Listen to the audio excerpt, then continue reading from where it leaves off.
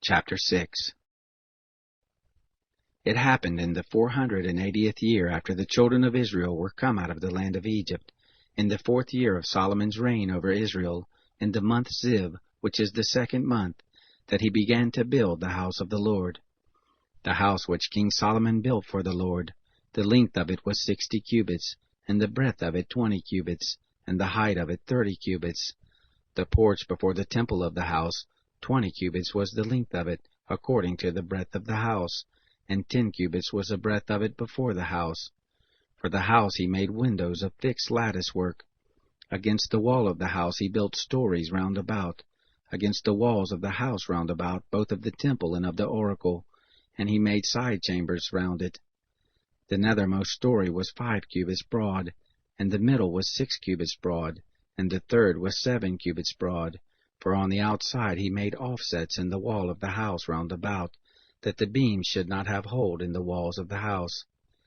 The house, when it was in building, was built of stone made ready at the quarry, and there was neither hammer, nor axe, nor any tool of iron heard in the house while it was being built.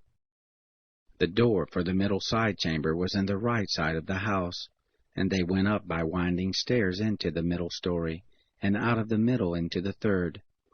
So he built the house and finished it, and covered the house with beams and planks of cedar. He built the stories against all the house, each 5 cubits high, and they rested on the house with timbers of cedar. The word of the Lord came to Solomon, saying, Concerning this house which you are building, if you will walk in my statutes, and execute my ordinances, and keep all my commandments to walk in them, then I will establish my word with you which I spoke to David your father. I will dwell among the children of Israel, and will not forsake my people Israel. So Solomon built the house and finished it. He built the walls of the house within with boards of cedar, from the floor of the house to the walls of the ceiling. He covered them on the inside with wood, and he covered the floor of the house with boards of fir. He built 20 cubits on the back part of the house with boards of cedar from the floor to the walls of the ceiling. He built them for it within for an oracle, even for the most holy place. The house, that is, the temple before the oracle, was 40 cubits long. There was cedar on the house within, carved with buds and open flowers. All was cedar. There was no stone seen. He prepared an oracle in the midst of the house within, to set there the ark of the covenant of the Lord. Within the oracle was a space of 20 cubits in length, and 20 cubits in breadth, and 20 cubits in the height of it, and he overlaid it with pure gold, and he covered the altar with cedar. So Solomon overlaid the house within with pure gold, and he drew chains of gold across before the oracle, and he overlaid it with gold.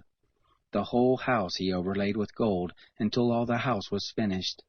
Also the whole altar that belonged to the oracle he overlaid with gold. In the oracle he made 2 cherubim of olive wood, each 10 cubits high.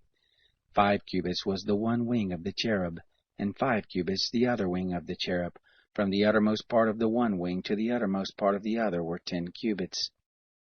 The other cherub was 10 cubits. Both of the cherubim were of the same measure and form. The height of the one cherub was 10 cubits, and so was it of the other cherub. He set the cherubim within the inner house, and the wings of the cherubim were stretched forth, so that the wing of the one touched the one wall, and the wing of the other cherub touched the other wall, and their wings touched one another in the middle of the house. He overlaid the cherubim with gold. He carved all the walls of the house round about with carved figures of cherubim, and palm trees, and open flowers inside and outside. The floor of the house he overlaid with gold inside and outside. For the entrance of the oracle he made the doors of olive wood. The lintel and doorpost were a 5th part of the wall. So he made 2 doors of olive wood, and he carved on them carvings of cherubim, and palm trees, and open flowers, and overlaid them with gold, and he spread the gold on the cherubim and on the palm trees. So he also made for the entrance of the temple doorpost of olive wood, out of a 4th part of the wall, and 2 doors of fir wood. The 2 leaves of the one door were folding, and the 2 leaves of the other door were folding. He carved on them cherubim and palm trees and open flowers, and he overlaid them with gold fitted on the engraved work. He built the inner court with 3 courses of hewn stone, and a course of cedar beams. In the 4th year was the foundation of the house of the Lord laid, in the month of Ziv. In the 11th year, in the month Bul, which is the 8th month, was the house finished throughout all the parts of it, according to all the fashion of it. So he was 7 years in building it.